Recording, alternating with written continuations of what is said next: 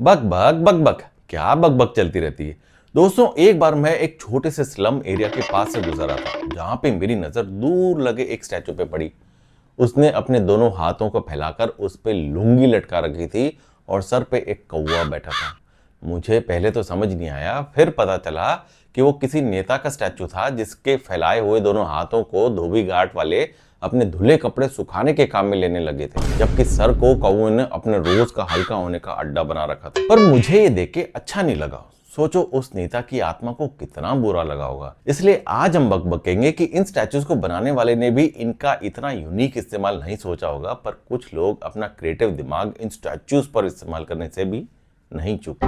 अपने देश में लोग गजब जुगाड़ू होते हैं, गजब। एक बार मैंने देखा कि एक नेता जिन्होंने आजादी के टाइम पे कई अंग्रेजों को गाड़ियों में भर भर के देश के बाहर निकाला था, उसके स्टैचू पे एक टायर रिपेयर करने वाले ने दोनों हाथों में अपने टायर्स लटका रखे थे। मुझे देख के बड़ा दुख हुआ कि उस बेचारे नेता की आत्मा ने सपने में भी नहीं सोचा होगा कि आजादी के इतने सालों बाद उनकी मूर्ति किसी टायर की दुकान भी बन सकती है। ट्रस्ट में दोस्तों, उसके बाद मैंने कई नेताओं और महान हस्तियों के स्टैचूज देखे जिनके हाथ स्टैचू बनाने वालों ने पहले से ही काट रखे थे, और वो भी सिर्फ चेस्ट तक के स्टैचूज। ना रहेगा बांस, ना बजेगी बांसुरी। क्योंकि पूरी बॉडी भी बना देते तो क्या पता कोई जुगाड़ू इंसान उनकी कमर से रस्सी बांध के दूसरे किसी खंबे से उस रस्सी को जोड़ के फिर से उस पे कपड़े सुखाने लग जाए। एक बार एक पार्क में महान क्रिकेटर जो कि विकेट कीपर थे, उनका विकेट कीपिंग करते हुए पोज में स्टैचू था।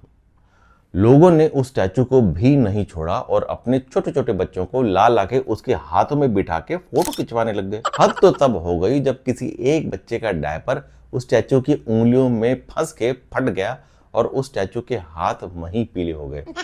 मुझे बेहद अफसोस हुआ कि क्या सोचती होगी उस क्रिकेटर की आत्मा, कि अगर वो क्रिकेटर बनने के बजाय किसी हाउसकीपिंग स्टाफ का काम कर रहे होते तो अच्छा होता, कम से कम साफ सफाई तो मेंटेन रहती। अब स्टैचू कैसा भी हो, उसकी मुंडी पता नहीं कौवे कबूतरों को बैठकर हल्का होने के लिए काफी अट्रैक्ट करती है, ये मैंने देखा है। इसलिए कईयों ने सिर्फ एक ग्रेनाइट का पत्थर लगवा दिया किसी की याद में। अब उस पे कबूतरों की जगह खुद इंसान ही बैठने लग गए। पर मेरे पास एक आइडिया है, मैंने सोच लिया है। मेरे जाने के बाद मैं अपने स्टैचू की सिर्फ मुंडी बनवाऊंगा, जिसमें बालों के शेप में कांटेदार जाली होगी, जिस पे ना कोई इंसान, ना कौवा कबूतर, कोई नहीं बैठ पाएगा।